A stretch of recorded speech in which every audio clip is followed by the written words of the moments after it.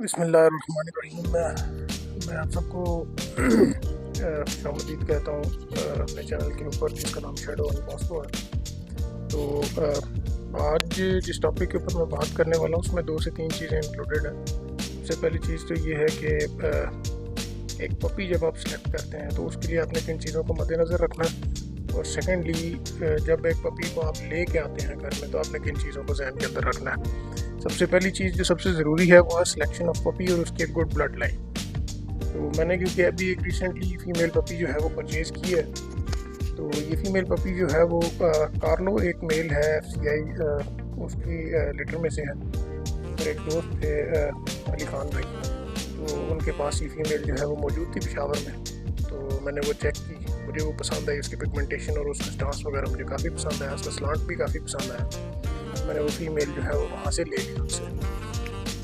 वो फ़ीमेल अभी जो है मैं आपको पिक्चर्स भी कुछ अटैच करूँगा जिसमें आप देख सकते हैं कि वो फ़ीमेल की क्वालिटी क्या है और उस फीमेल की जो है वो पिगमेंटेशन कैसी है। दूसरे नंबर के ऊपर अगर हम बात करें तो जब आप एक पपी ले के आते हैं घर में तो आपने 2 से 3 चीज़ें मद्देनज़र रखनी। सबसे पहली और सबसे ज़रूरी चीज़ ये है कि डॉग्स जो हैं वो एक पैक मेंटालिटी में हमेशा रहते हैं। तो कभी भी किसी एक इंसान की तरह बिहेव नहीं करेगा, वो डॉग है और वो डॉग की तरह ही बिहेव करेगा। तो डॉग्स क्योंकि पैक्स में रहते हैं तो वो पैक्स की तरह जो है वो बिहेव करते हैं। तो नॉर्मली जब आप डॉग को ले के आते हैं तो डॉग को सबसे पहले ये चीज़ समझाना बहुत ज़रूरी है कि आप बेसिकली जो है वो अल्फ़ा हैं उस पैक के, आप उस पैक के लीडर हैं। उसने आपको देख के फॉलो करना है और आपकी कमांड के ऊपर चलना, ना कि आपने उसकी कमांड पे चलना है। इस डॉग साइकोलॉजी के ऊपर काफ़ी सारी बुक्स जो हैं वो आज तक लिखी जा चुकी हैं। तो ज़्यादातर लोग जो हैं वो बुक्स से गाइडेंस लेते हैं। तो मैंने जब ये बुक्स वगैरह पढ़ी कुछ, तो उनमें मोटी मोटी चीज़ें जो मैंने देखी थी वो क्योंकि अभी मेरे पास पपी जर्मन शेफर्ड्स हैं, तो मैं उन्हीं की मेंटालिटी के ऊपर आपसे बात करूँगा कि 15 to 20 डेज़ इनको टाइम चाहिए होता है आपके साथ बॉन्ड करने के लिए, या आपको जो कम्प्लीटली ट्रस्ट करना शुरू कर देते हैं। पहले जो 3 से 4 महीने का टाइम है इसमें तो आपने पपी को ट्रेन करना ही नहीं है। उसको घूमने दें, उसको फिरने दें, आपने उसको बांधना भी नहीं है, ताकि वो अपनी जो बोन्स हैं, अपने जो मसल्स हैं उनको डेवलप करे, वो अपनी ग्रोथ करे। आपने उसको अच्छी फीड देनी है। फीड के अंदर 2 टाइप की फीड हैं। सबसे पहली एक फीड जो मैं आपसे पिछले वीडियो में डिस्कस कर चुका हूँ, और सेकेंडली जो है फीड वो है रॉ डाइटिंग।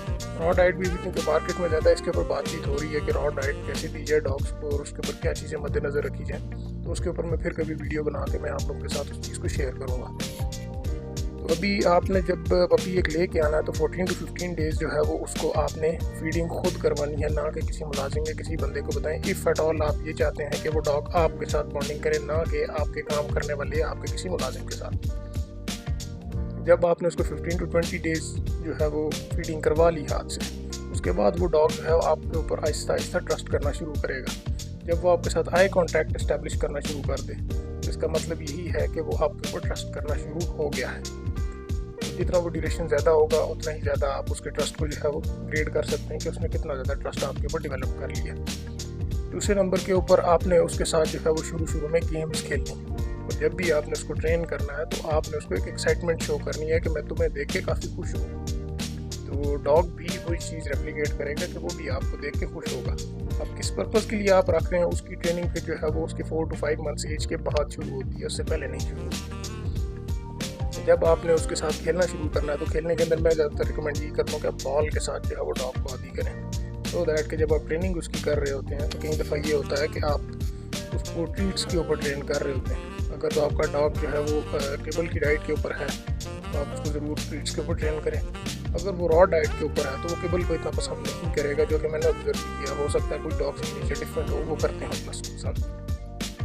उसके बाद जब आपने उसको ट्रेन करना है तो अपने बॉल के साथ उसको जो है वो आदि क्योंकि पहले किया हुआ तो वो बॉल के ऊपर जाएगा। तो बॉल के लिए वो आपके साथ फिर आपकी मर्ज़ी की कमांड्स के ऊपर आना शुरू करेगा। सेकंड चीज़ जो मैंने ऑब्जर्व किया डॉग की साइकोलॉजी में कि जब भी आपने इसको ट्रेन करना है तो कोशिश करें कि फीडिंग टाइम जो है उसके करीब आपने इसको ट्रेन करना है, क्योंकि उस टाइम सबसे ज़्यादा उसके जो सेंसेस हैं एक्टिव हुए होते हैं। जब आप फीड लेके आएंगे आपका डॉग जो है वो उसके मुंह में स्लाइवा बनना शुरू कर देगा। वो इस चीज़ का इंडिकेशन है कि डॉग जो है वो भी एक्साइटेड है अपने फूड को देख के। तो उस दौरान में आपने उसको जो चीज़ सिखानी है वो बड़ी जल्दी पिक करेगा। यूट्यूब पे बहुत सारी वीडियोस हैं कि डॉग को पकड़ के बिठाना है, डॉग को जो है वो पीछे से प्रेस करेंगे तो डॉग बैठेगा, तो आपने सिट की कमांड देनी है। हर बंदे का अपना तरीका है उसको ट्रेन करने का। मैं नॉर्मली ये करता हूँ कि मैं जब डॉग को एक ट्रीट या किसी भी चीज़ के ऊपर या बॉल के ऊपर ट्रेन करता हूँ, मैं उस ट्रीट को उसके सर के बिल्कुल ऊपर लेके जाता हूँ ताकि वो पिछले हिस्से के ऊपर बैठ जाए। उसको फिर वहाँ पे 2-3 दफ़ा आपने उसको ये एक्सरसाइज करवानी है और उसके बाद आपने उसको ट्रीट देनी है। जब आप उसको ट्रीट देंगे तो उसको आइडिया हो जाएगा कि मैंने ये काम सही किया। नेक्स्ट टाइम वो आपकी हैंड मूवमेंट को देखेगा। अभी जब वो हैंड मूवमेंट फॉलो करना शुरू कर देगा तो उसके बाद सेकेंडली आपने ये करना है कि आपने एक वर्ड ऐड कर देना।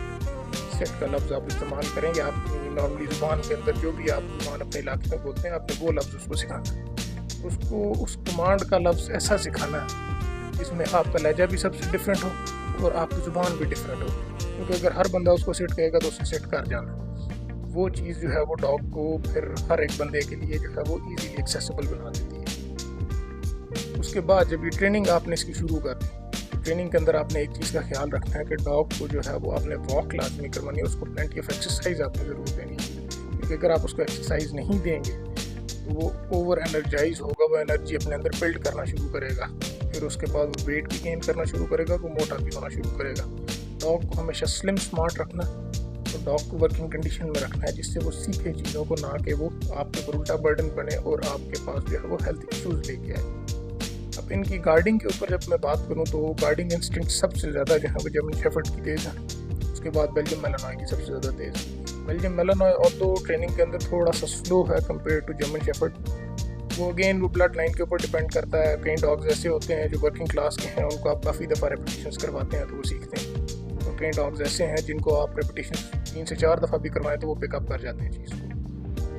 तो बेल्जियम मैलोनॉय को आपको कंपैरेटिवली थोड़ा ज़्यादा जो है वो ट्रेन करना पड़ता है। 15 से 20 रेपिटेशन आप एक दफ़ा करवाएंगे तो उसको समझ आएगी कि मैंने ये काम इस तरह करना है।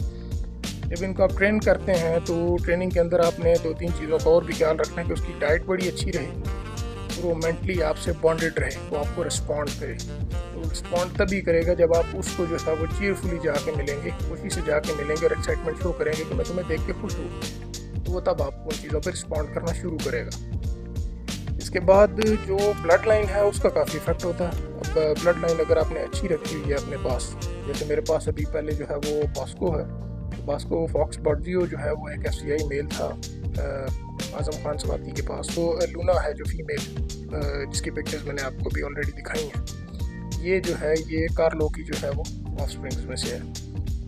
तो ब्लड लाइन हमेशा अच्छी रखें। बेशक कुछ पैसे अगर आपको ऊपर देने पड़ते हैं आप दे दें, लेकिन कभी भी क्वालिटी से नीचे की चीज़ मत रखें, क्योंकि जिस तरह का रिज़ल्ट आप चाह रहे हैं उस तरह का रिज़ल्ट आपको क्वालिटी से नीचे की चीज़ पे नहीं मिलेगा। अब डॉग साइकोलॉजी जो है वो यही कहती है कि एक तो ये हर्ट की सूरत में रहेगा, दूसरा ये जिसको अल्फ़ा मानेगा उसी की बात ही सुनेगा। अब उसके लिए ज़रूरी नहीं है कि आप डॉग को मार पीट करें, आपने सिर्फ डॉग को जो है वो अपने साथ अटैच करना। जब वो अटैच होगा और आपके हाथ से फीड लेगा, उसको खुद ही पता चल जाएगा कि मुझे फीड करना है जिस बंदे ने, जिस बंदे की मैंने प्रोटेक्शन करनी है, गार्डिंग करनी है, जिसके साथ मैंने अटैच होना है, वो वही है जो मुझे फीड दे रहा है। जो पपी फेज़ के अंदर आपने उसके साथ बॉन्डिंग इस्टेब्लिश कर ली, वही बॉन्डिंग वो आगे भी लेके चलेगा। उसको बॉन्डिंग को तोड़ने के लिए या तो उसको घर बदल दें, या वो बंदा जिसने उसके साथ बॉन्डिंग इस्टेब्लिश की उसको बिल्कुल सामने ना लेंगे। लेकिन जितना अरसा भी आप उसको दूर रख लें, वो बचपन में जो उसने बॉन्डिंग बनाई है, जब जब वो बंदा उसके सामने आएगा, डॉग उसी के साथ जो है वो अटैच होगा और उसी की सुनेगा। कुछ अरसा गुजरने के बाद जब डॉग्स को एक अपना मालिक नज़र नहीं आता, तो वो कई दफ़ा स्ट्रेस के अंदर भी आते हैं। स्ट्रेस एक बहुत बड़ा कॉज है डॉग को इनट्रेनेबिलिटी की तरफ लेके जाने में।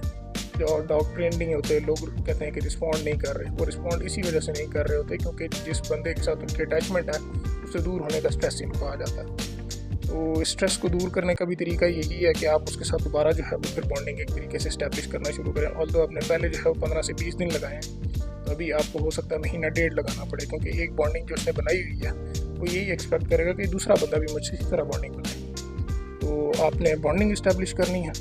सेकेंडली, इसकी साइकोलॉजी के ऊपर बुक्स जो हैं वो उनको लाजमी गो थ्रू कीजिएगा, क्योंकि मैंने जो अभी तक बुक्स पढ़ी हैं उनके अंदर मैंने यही सीखा है कि डॉग के साथ जब तक आपकी बॉन्डिंग नहीं है या जब तक आपकी डॉग के साथ एक एफिलिएशन नहीं है, तो डॉग तब तक आपकी बातों पर रिस्पॉन्ड नहीं करेगा। तो काफ़ी दोस्तों ने पूछा भी था कि डॉग जो है वो सिलेक्ट करते हुए आपने किन किन चीज़ों को देखना है। तो उन चीज़ों के अंदर मैंने आपको बताया है ऑलरेडी कि डॉग का आपने सबसे पहले स्टार्ट चेक करना है। अब आजकल क्योंकि मार्केट के अंदर चीज़ लोग बेचने के लिए अपनी चीज़ों को काफ़ी सारी चीज़ें बीच में ऐड अप कर देते हैं। कई दफ़ा डॉग को अगली टांगें बांध के पिछली टांगें खींचते हैं ताकि जर्मन शेफर्ड जो है उसका जो बैंड है वो उसके अंदर आ जाए। ऐसी चीज़ को आपने परचेज़ नहीं करना। आपने डॉग को पहले देखना है और पपी फेज़ के अंदर उसको देखेंगे कि पपी फेज़ के अंदर नॉर्मली इस तरह के जर्क्स डॉग बर्दाश्त ही नहीं करते। तो आपने उसको देखना है, उसका पॉस्चर मज़े का हो, उसकी पिगमेंटेशन अच्छी हो और उसका रिस्पॉन्स अच्छा हो। और उसके बाद आपने उसकी एक्सरसाइजिंग और उसकी वर्क करना है, उसकी फिजिक जितनी अच्छी आप उसको फीड देंगे, जितनी अच्छी आप उसके साथ बॉन्डिंग करेंगे, वो उतना ही ज़्यादा आपके साथ ट्रेन होगा। तो आज की वीडियो में सिर्फ इतना ही मैं आप लोगों के साथ डिस्कस करना था। तो मिलते हैं इंशाल्लाह नेक्स्ट वीडियो के अंदर। तो तब तक के लिए खुदा हाफिज़, अपना ख्याल रखिएगा।